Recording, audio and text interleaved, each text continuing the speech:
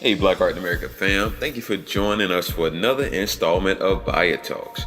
In this conversation, Ted Ellis will moderate a panel that includes Frank Frazier, James Brown, Beryl Washington, and Stephen Tate.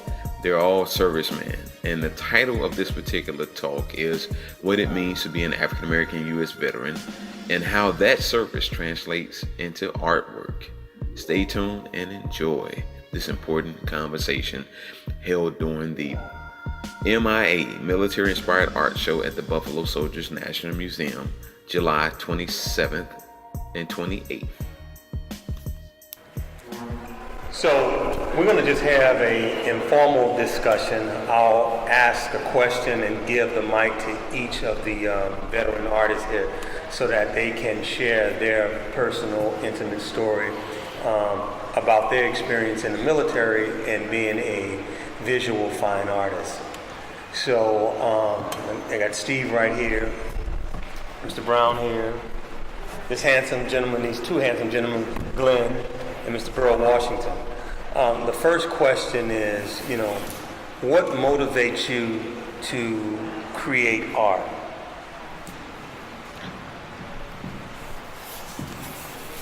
Now that's a tough question to lead with. What motivates you?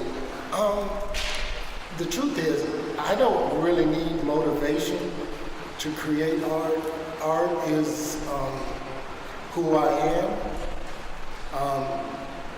A mic in my hand, me talking is not my natural self. My natural self is sitting, creating. I think with my hands, so if I'm in a lecture and I'm listening, my hand is moving in order to steady my mind, in order to let the information come in. So art to me is who I am and what I am in my form of expression. So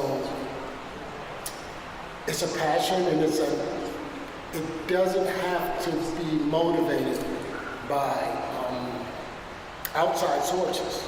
It's an inside push of the expression of who I am. Okay. Thanks, Steve. Glenn? Well, I think for myself that art is a selfless expression. What I mean by that, I know that it is me doing the art, but I'm not really consciously thinking of myself when I am doing the art. I'm thinking about whatever it is I'm trying to portray on canvas. I'm thinking about, just like the question that I asked you, the society that I live in, the way things are for people, especially the African American experience. And that kind of gives me my passion. I think that's drawn from my own personal experiences being an African American male. And my art really reflects that because I'm really concerned about things. But more importantly, I think what really motivates me to do art too, in another sense, is I get a sense of healing from the process of art. My subconscious, I'm allowed to express things, I think, that are deep down inside of me that come out in the work, in the artwork. And so the healing aspect of the process of doing art is a big deal for me, and it really motivates me to continue the work. Thanks, Glenn. Yeah, thank you. For me, life itself is motivates me. When I get up in the morning, it's a blessing just to be alive. And each time I'm awake, I always have ideas. And even before I go to sleep, I have ideas that to me the Lord puts in my mind and my spirit to do. And like the Buffalo Soldiers, when I first started doing that particular whole series, it wasn't anyone doing anything on that I had seen. Right. And so I started doing things and bringing things out about that because the history books had eliminated a lot of things about what we had done in the past, and I wanted to bring that to the forefront. And because when I started doing the Buffalo Soldiers back in the 70s, early 70s, and it was hard to find even information on them. Less known, other things. And so that's what inspired me to do a lot of things that I do, especially with dealing with history, because like black people all of a sudden appeared in the 60s. There's not any record before that. And so I wanted to bring that out. That's what it's about. We're going to pass it. Thank you, Mr. Washington.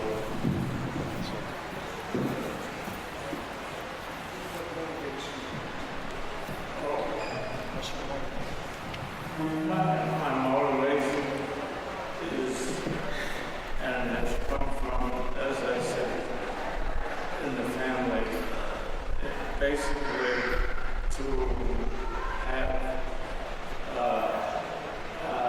let's say, my son as a number of young people, and many, we had the first child there recently, and we look in the future that they can transmit, you can transmit to them what we know, and that will go on generation after generation. So the name Brown will be here for the next century now. Wow. This is very important to me, because you love to have some, that sort of thing going about.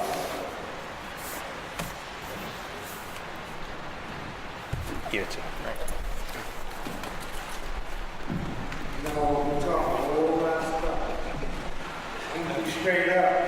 That checkbook that's no. A lot of people do it for money. Shit, I got kids. I got a wife, I got a house, and I like nice cars. So I need that to refresh me. And the work that I'm doing right now ain't about money. When Nazi got my wife off, they on the plane, taking the damn brand kids away from me. But anyway, I do this now for love, shoe polish. And shoe polish is a long story about that, but I don't want to get into it because I can't talk along with Brother Brown. And I just want to say, I'm happy to be here. Amen. Because we don't have a lot of black museums. We don't have a lot of black galleries. Forget the soldier part. Remember, we got a museum, support the museum, and support another black museum, because they're catching hell right now. Thank you. All right. So the next question is, what's your biggest challenge as an artist? Thank you for always giving me the mic first. Biggest challenge as an artist. The biggest challenge, I don't know who said it. Somebody said, in fact, I do know who said it. He said, you wake up with these ideas, things that you want to do, right? And for an artist, it happens 100 times a day.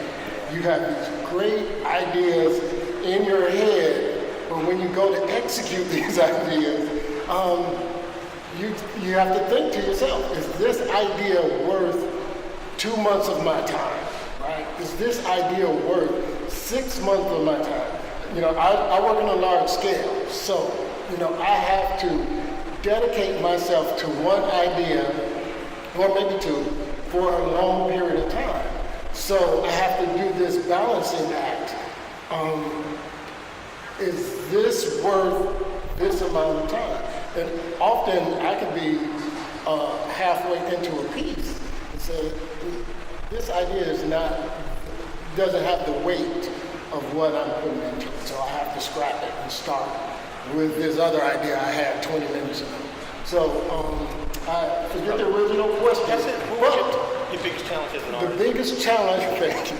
The biggest challenge is balancing the amount of effort that I'm going to put into a work by the amount of how heavy the idea is. Is it worth the time to document? Is it worth the time to put on canvas and wait for that oil paint to dry? So that's my biggest challenge.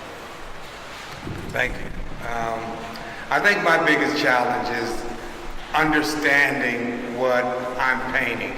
I always like to research the people or the situation or the circumstance that I'm painting. And in so doing, for me, it's not really a challenge for me to become emotionally connected, but it's a challenge to find material that I will be emotionally connected to. Otherwise, I'm just swishing paint on the canvas. So finding that emotional connection, that has a message to convey, is, I'd say, the most challenging thing for me to be able to do as an artist. And I can always tell when I'm painting something if I have that connection, because I get excited and I will paint and paint and paint, and then I'll get so excited I have to actually stop painting. I'm really serious. I have to actually stop because I'm too excited. And my wife will tell you, I'll walk around for a while and I'll look lost because I'm experiencing that. And then I'll go back. Eventually I'll get back to it and I'll understand, I think, what it is I'm trying to convey. So my biggest challenge is just that personal, getting that personal connection. And I always know when it does happen because it's reflected in the work. My biggest challenge is trying to create the amount of ideas you have in your head, in your heart, and try to bring that to the forefront, because you come with so many ideas about things, about history, about culture, about life itself, and to try to put those down, it's just you never end up, you never complete, because even when you gone and you passed away, still things you wanted to do, but you didn't have time to do it because life itself is so fleet, so quick that you just here a moment, and you got to leave something that let people know that you were here and you could accomplish something and you contributed something to society. And that whole thing, just like I always keep going back to the Buffalo Soldiers and stuff like that. But that was my passion because I just really enjoyed doing that, and I hope that I was able to bring some clarity to it, or some understanding to that whole experience. And so that's one of the things that I try to bring about, things that ideas that I have in my head. And, you have in your artist, you have so many ideas that you got to complete one. You got to be focused on a complete one before another one come into your head again. So that's my challenge. Thank you, Mr. Washington.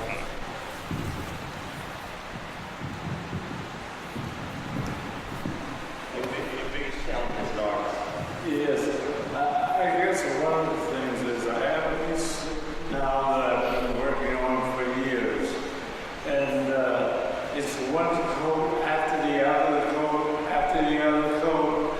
It must have layers of at least 10 layers, and to see where people are in that scene and they're washing clothes. And you're right, really, I can't put it down. Stay good. And this happens.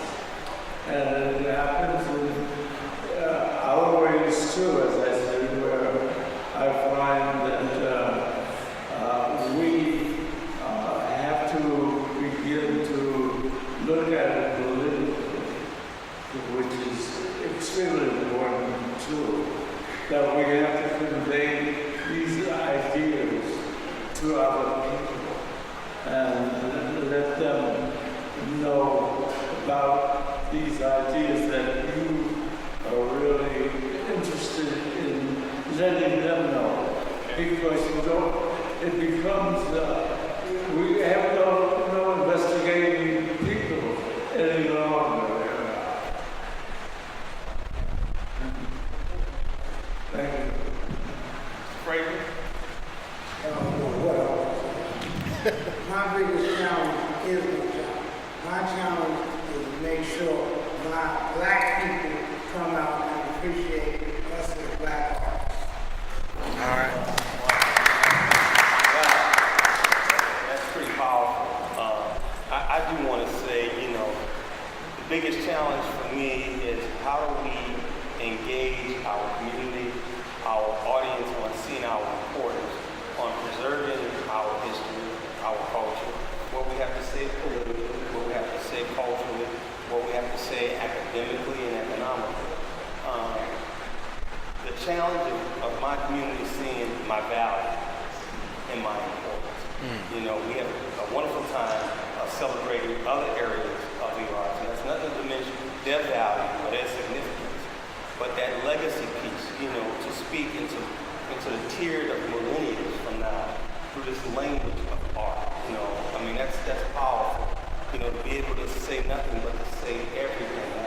That level of articulation through art, through that image that speaks multiple languages. So a lot of times when I'm in an environment, if I'm doing a corporate lunch and learn, I say, how many languages do you speak? How many languages do you speak? I say, interesting. So some people say I speak 2 languages. Some people say I speak 5 languages. That's only 1 language. Well, I say I speak multiple languages in what I do. So how powerful, how significant is that in what we do? So, incredibly important on what we put to canvas and what we have to say with what we create.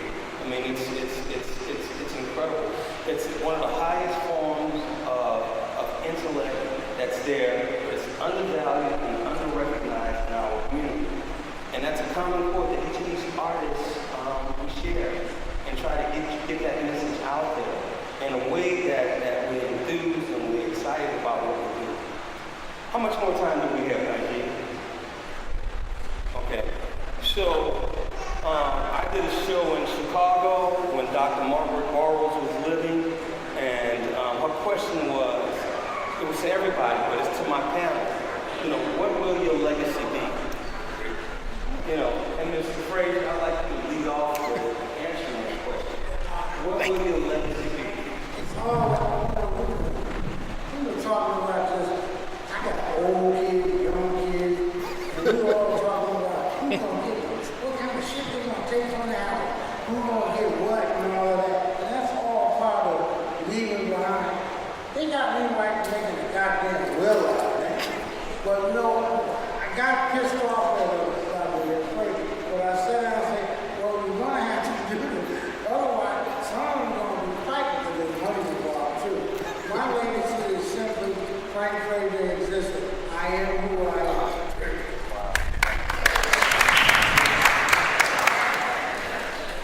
Now you want to follow with that? Okay. Maybe just a word, a little bit from that. And it has to do with what's going on in the world in the sense that what bothers me when I look at what's happening and what we've created in this sense that there's this thing called drones.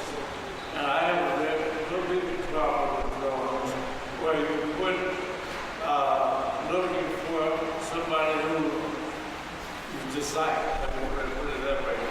And that in doing that, you create this program, individual, this drone, and you find them in a crowd of 300, 500 people, 600, 800 people, and they kill them along with that. There's something wrong in this world when we can do this. And this goes on and on and on. All mechanization that's Thank you. Bro Washington.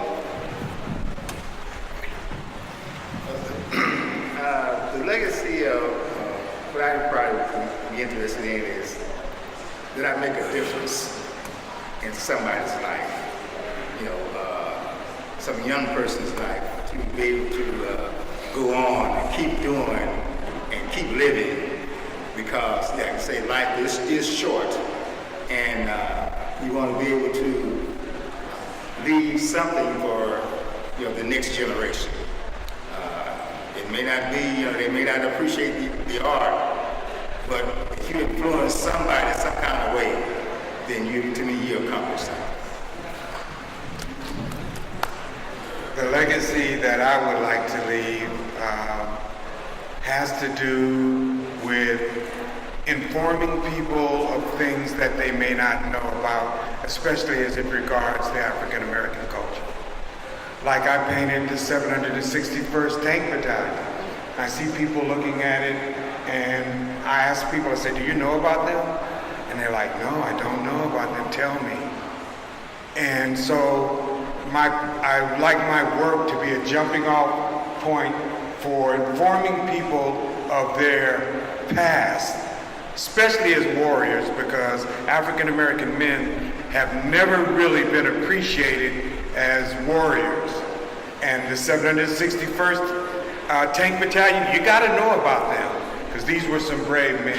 The Harlem Hellfighters, you have to know about them, and the period of time that they served, and what they went through, and still came back to less than full citizenship,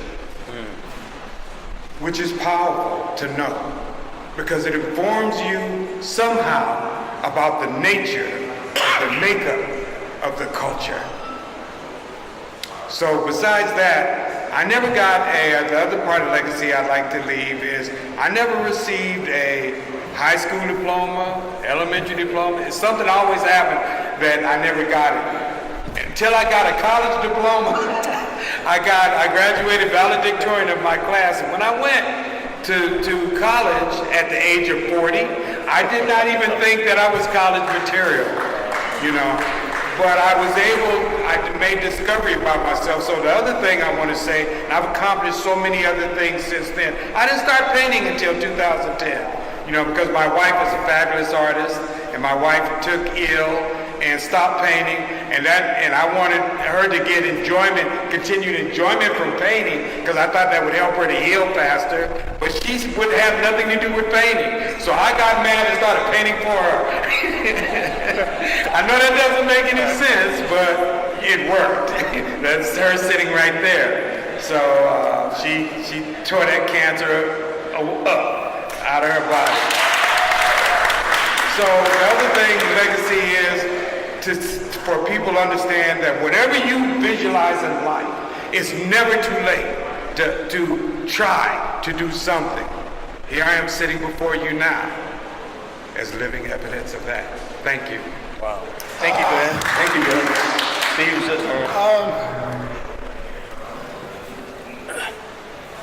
It's early for me to think of legacy or anything like that.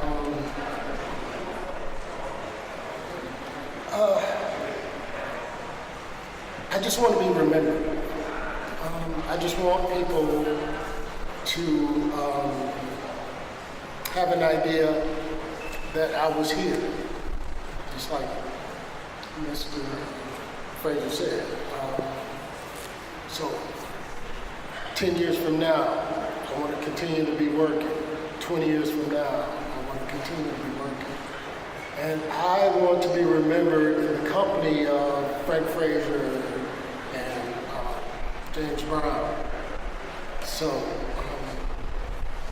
if I can join these guys, then I think I can find the legacy that I would love to be remembered. Wow. Well, appreciate that, Steve. I'm coming right back at you. Thank you. So, being servicemen, veterans, what important quality can you take away from that you've applied in your artistic endeavors? That's an easy one right there. Discipline, right? Discipline, patience. I grew up right outside Detroit, and I grew up in the instant life, right? Everything is instant, right? So when I joined the military, I had to learn this skill to be patient, right? I I didn't know what that was. I wanted it right now, right here. But I had to learn to wait. Right? In the military, they have a term: hurry up and wait. So I had to learn to be patient. And I mainly work in oils, right? Oil painting. And oils has this way of saying, hey, you done all you can do today. You might put me down and come back tomorrow. That's right. If you don't, it's going to be a muddy mess. Yeah. So oils taught me patience, right? So along with the military, I learned discipline. I learned patience. I developed this perfectionist attitude when it came to anything I did. If it was sweeping the floor, if it was in the foxhole on garden, I became this perfectionist at what I did, and it translates into my art. Hopefully, it translates into my art. Thank you, Steve. Glenn? I would say healing. Art has been very healing for me. And that's basically it. That sums it up.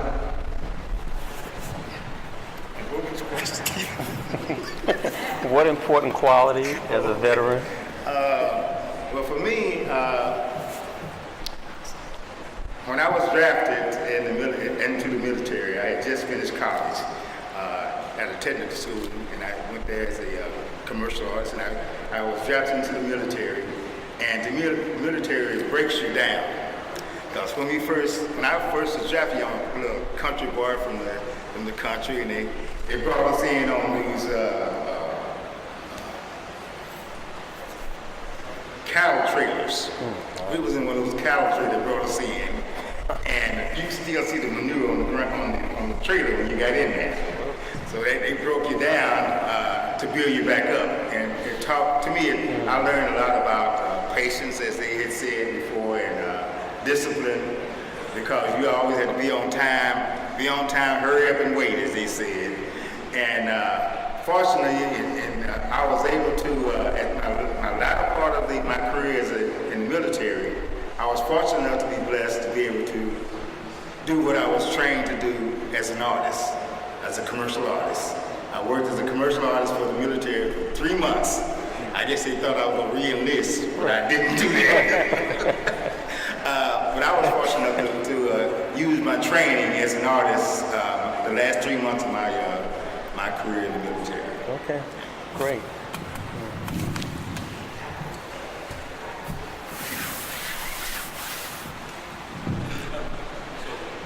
The question was, what important trait as a veteran that you had in your training that you used as an artist? Well, kind of very a little bit on that. It's interesting. We did a lot of traveling through Canada. Since we were in the area, I'm speaking of, we had summers off because we were in the teaching. And we were coming through one area in Canada, going towards Saskatchewan, I guess it was. But there was like a little island out there. And I remember we had the kids. And they had a rowboat. It was a rowboat, I guess we could call it. And one of the kids they had was on the island, their little island.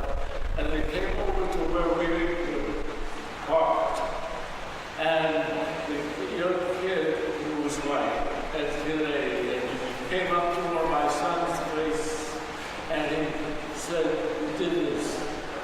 He says, he said, "What? I didn't see any black people. I didn't know black folks who who are you? How did you get that color?" It was ridiculous, but how many people that you raised that to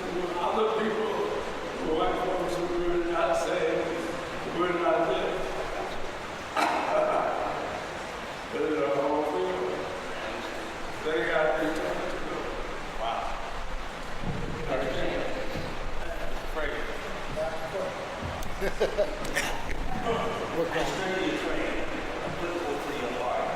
know what? It's nice being here right here. And I ain't the oldest person here. I'm sorry. Life has been good to me. And when somebody is kicking me in the ass, I'm in front of somebody. Thank you, Mr. Franklin. Hey, Black Art and American fam, it's Najee Dorsey. I hope you're enjoying this installment of BAIA Talk. Just a little housekeeping.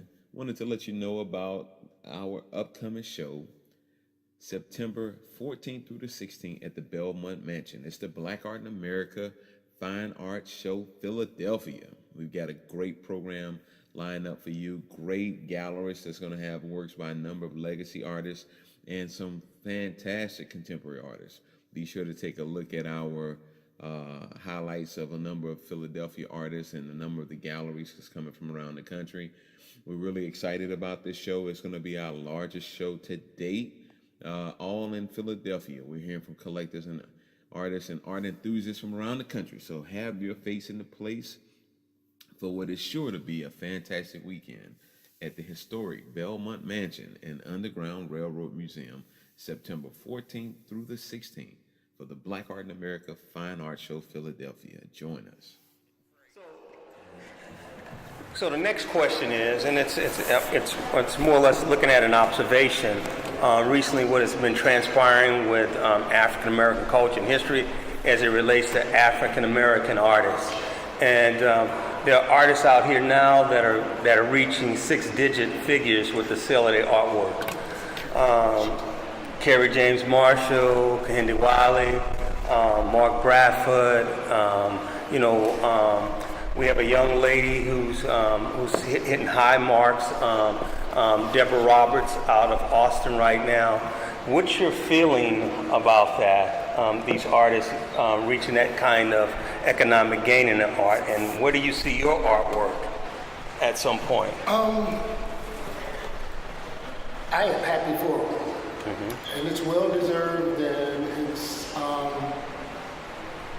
their work has influenced not only their own culture, it's influenced the work of other cultures. And it gives artists, who are up and coming some hope that you're not just going to get to a point where you're just a mediocre creator, right? Where you can be recognized, you can receive the monies that the legends, Kerry just got the money of Picasso, right? Something what Picasso would bring in. I work in the old style. I work with oil paints, and just like Mr. Brown said, I work layer on top of layer on top of layer. I want my work to receive I put time in. I want my work to receive the recognition in dollars that another artist who happens to not be African American would receive. So I'm happy for it, and I think it's well deserved,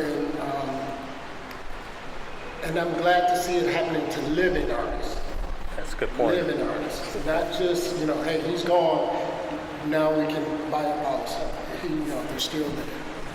Thanks, Steve. Glenn? Okay, well, you're going to probably find this a little strange, but I think of my art pieces as, well, like my children. I love each and every one of them. I want to share them with everybody, but I don't sell them. And my wife is trying to do an intervention with me. But you have to remember, I've only been painting a few years, right? But that's just the way it is. Maybe later I will be able to do it. I know I probably should, but I don't base my art, the value of my art on a monetary basis.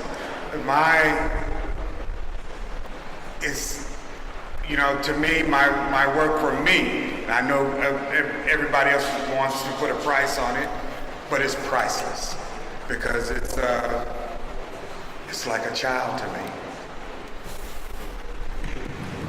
Could you keep doing a lot of art, you have a whole lot of children. They gonna be sitting at home. That's the problem right now. My wife said, we run out of space, okay? And I'm not gonna put this stuff in storage. So there's a lot of pressure there. I applaud those that are making, great money off of their art. I think we all want to make money off of art. But also too, your passion. When you have a passion to do this, it doesn't matter what you do. You still gonna be doing it. You're gonna do it. If you don't sell nothing, but your passion is there to produce art. Now, like I say, myself, I do not want to be like Picasso and all those that died and didn't really be able to reap some of the benefits. I want to reap my benefits now while I'm still alive. Right. I don't want that dead stuff. I want to see some of the fruits of your labor, smell the roses while you can, hear while you can smell it. Right, I don't want to be, the other stuff. Right. Because now you leave a lot of things for your children and your children's children, but you want to be able to reap some of the benefits now. Okay. And that's my. Well, I appreciate that, Mr. Washington. Mr. Fraser?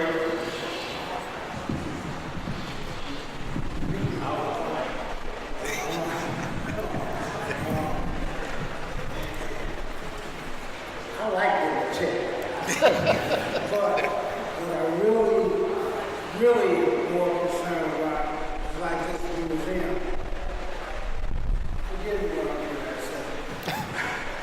I just talk straight up. Sometimes my wife says it. But anyway, I want you, my black people, to continue over my legacy. I'm not interested with the Guggenheim and all that. And by the way, y'all know about me. I went to the Guggenheim as a very young man. I didn't want to deal with it.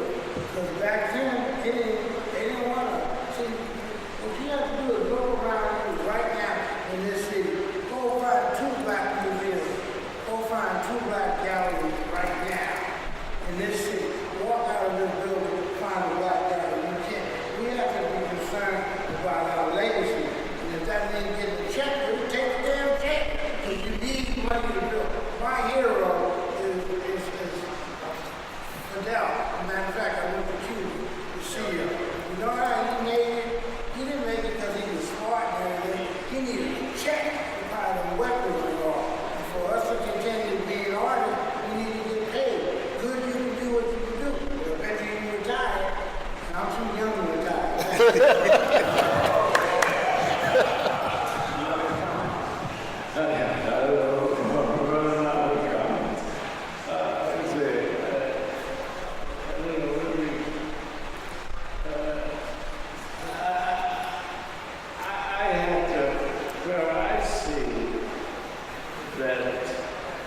Certain things are happening and that we're sending monies to people. I was on the West Bank, for example, and I remember I wanted to see on the West Bank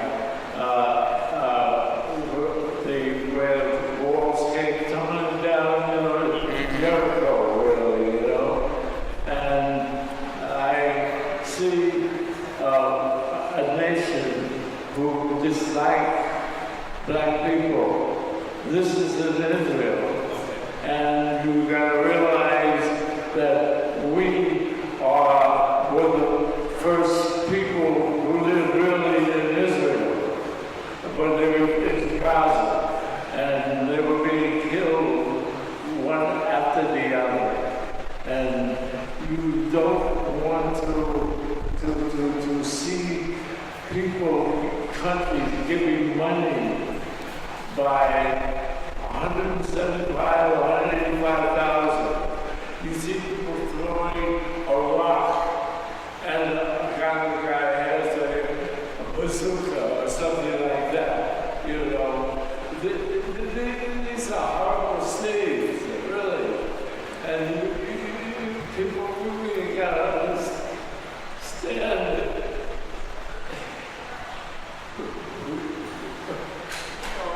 right, take it easy. It's all right.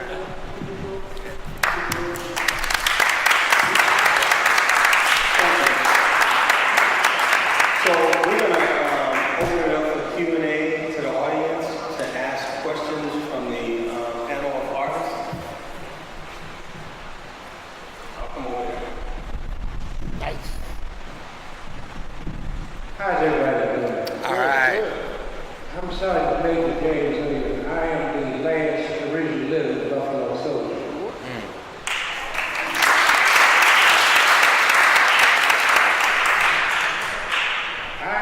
When the year I say something in 1950 as 15 years old, I fought 4 years in Korea from start to finish.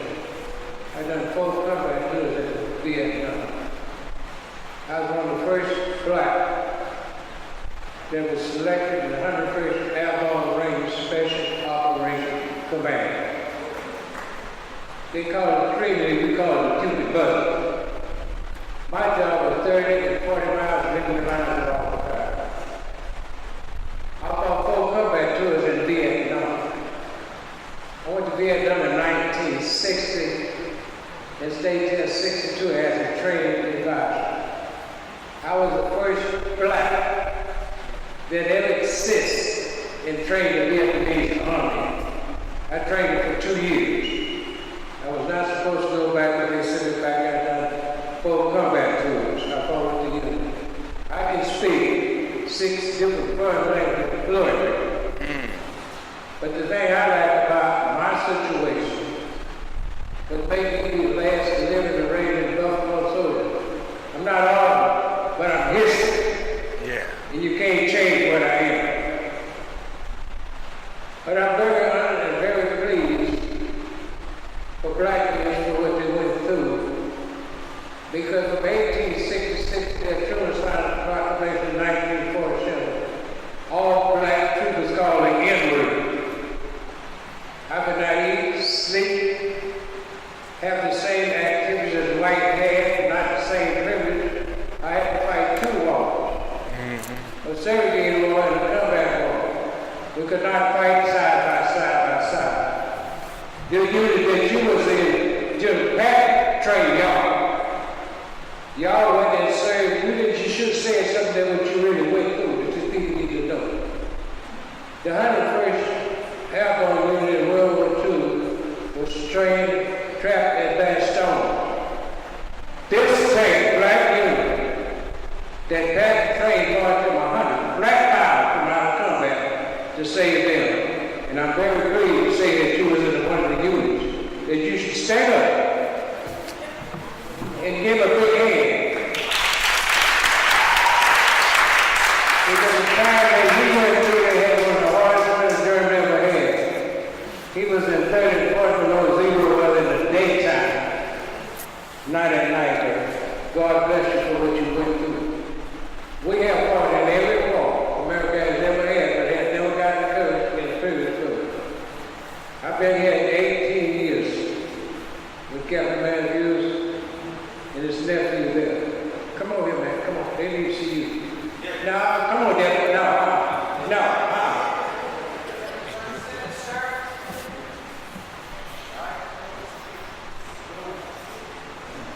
This young man needs the biggest head he can have because this organization has been turned over to him. And you know, he's responsible for every nickel and every dime we spend here for whatever activities go on. Thank God that we have black men that stand up and achieve and do something. Yes. Because they thought we could never do nothing but lie still. And what you got to do. But we could show them that we can do the same thing that they do, even though we did not get the perspective we should have received. Duke has found to put out something about us right men in the armed forces. And what that was, we was just the good old boys. But thank God this country would not be what it is. Yeah. It would not what we done along with other righteous men. That's right. The sacrifice, and I'm very pleased. I'm 83 years old. And I never thought today I'd see I was 16. But I get shot at Korea at 16. I went there in 1950, I left in Wow. through the whole time. I thank God for the time that He allowed us in Mother Springs. He was a And I'm buffalo very, soldier. very pleased to say I thank God that I am the living history of these men that went through, because all the troops that were black at that time, that threw us out of our place in 1947, to reintegrate us, because we had the same privilege. The order went into effect, full effect, May 18th of 1952. After that, they started integrating the blacks and whites together. I thank God for what He has brought me through, what this country has done for me, because I was nurtured by this country, and I've done everything I could to show it. And thank to these men that you have the right and privilege that you have today, to have the freedom that you have. God bless America means exactly what people never understand what it truly means. It means that you are blessed to be in the country, to have the freedom and the right that you have in this day and this time. That's what it means by God bless America. All right. And thank you for everybody. Thank you. Thank you, sir. Thank you. That was really fast. Thank you, sir. I'm gonna follow with that legend, I'm speechless. Glenn. I would just like to add what this gentleman said so eloquently. Yes, the 101st Airborne were trapped. There was no way into them.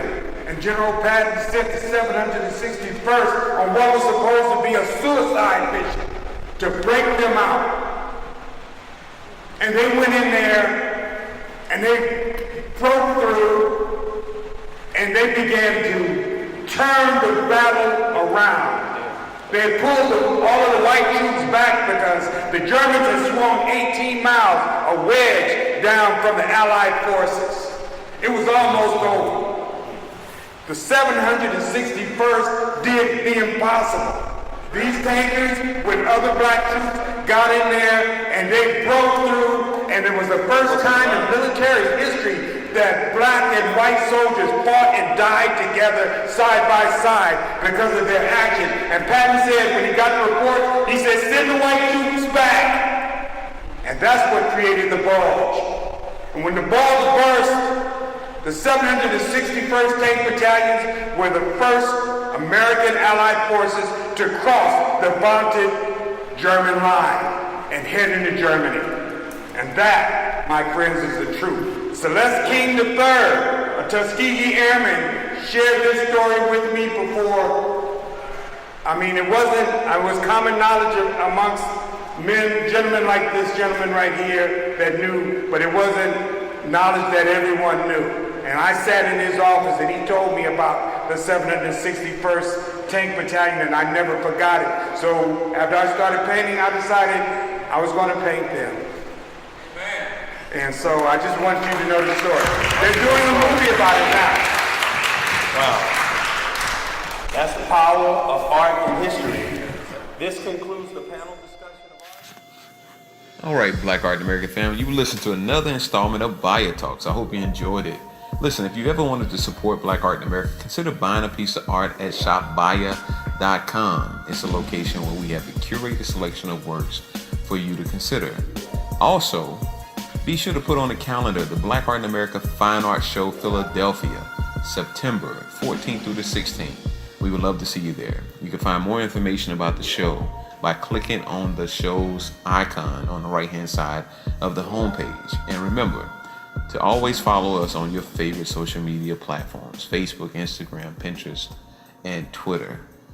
Thanks for being a follower and supporter of Black Art in America, and stay tuned for more. It's Najee Dorsey. Y'all have a great day.